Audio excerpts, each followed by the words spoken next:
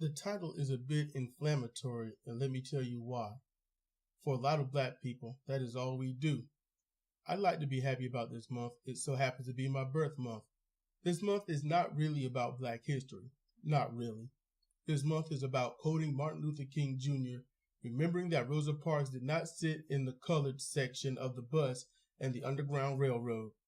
This is about relearning for the umpteenth time that MLK had a dream that has been thoroughly lost on all sides, but used nationally as if to say that dream has been realized and there is no more bigotry.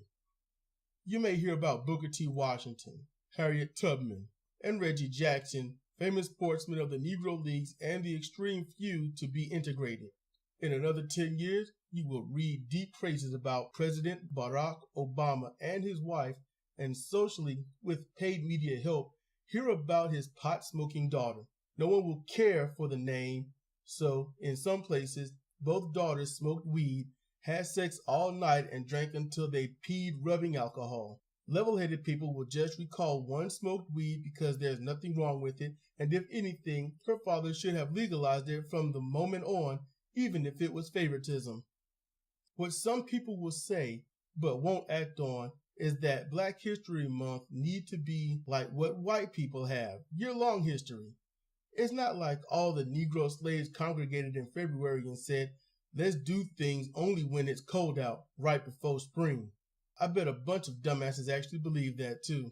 Black people have done great things in history, and it's not because there was something special about that individual. They did it because they simply wanted to live like a regular person. It is not natural to live the life of a brutalized, oppressed slave, or as many would put it, an indentured agricultural servant paying off well-made outdoor living conditions.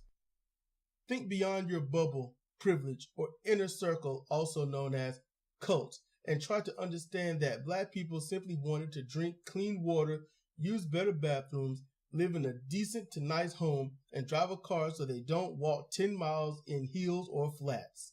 Great things in a country should never be achieved because a group of people simply wanted to be equal. This isn't merely for white people, but all people, especially black people, to understand.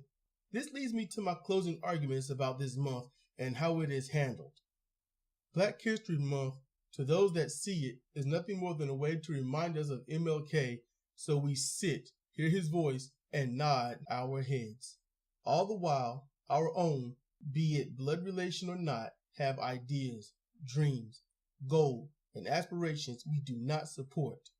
We tend to look at our so-called own with pride, so long as our own does as we and our community expects of them, and yet we turn our backs to our own people while shouting inside and out to rise up and get yours.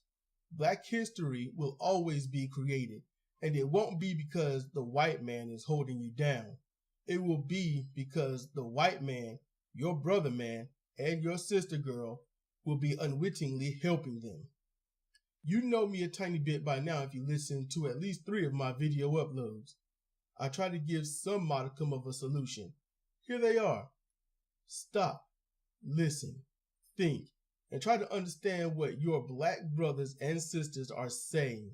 Hear them out. Don't turn your nose up to their ideas just because you don't understand them. Don't tell them to not try because you had a bad lot in life. Stop being the crab pulling other crabs back because you can't see yourself climbing out. You never know. If you help that crab up and over, that crab might find a way to save all the crabs that day.